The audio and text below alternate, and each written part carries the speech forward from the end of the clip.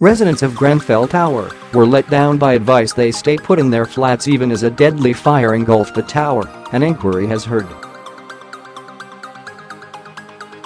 A report by fire protection expert Dr. Barbara Lane, released today by the Grenfell Tower Inquiry, found that residents should have been told to evacuate within 46 minutes of the fire starting on 14 June.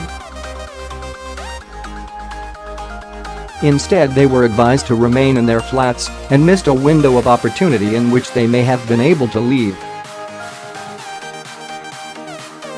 By the time the stay-put policy was abandoned at 2:47 a.m., it was too late to get out. Video footage released on Monday showed how the stairwell at the bottom of the tower remained eerily deserted half an hour after the blaze began. The inquiry also saw photographs of the tower's charred interior and heard a chilling recording of the 999 call made by Bahailu Kebede, who discovered the fire in his kitchen in flat 16 on the 4th floor of the tower just before 1 a.m. "Quick, quick, quick, quick, it's burning," the man can be heard saying, before being reassured by an operator who tells him that the emergency services are on their way.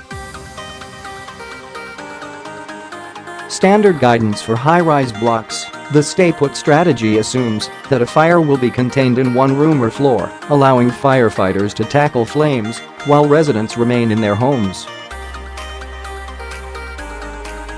In Grenfell this didn't happen, but the guidance remained even as combustible cladding on the outside of the building went up in flames. Dr. Lane wrote that the underlying assumptions of the building design were undermined as the fire raged across the highly flammable facade of the building. Later it rushed inside the tower through air vents and windows, turning rooms into furnaces and filling the stairwells of the building with smoke. This meant there was a total failure of the principles of stay put, she explained. Counsel to the Inquiry Richard Millet QC said the findings prompted questions about the decision-making of the London Fire Brigade and the reasons the stay-put policy was maintained.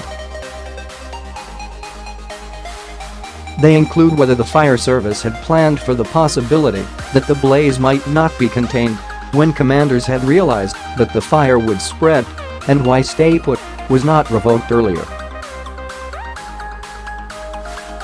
Dr. Lane's report was one of 5 commissioned by the Grenfell Tower Inquiry, released on Monday as the second stage of the public hearing into the circumstances surrounding the fire began.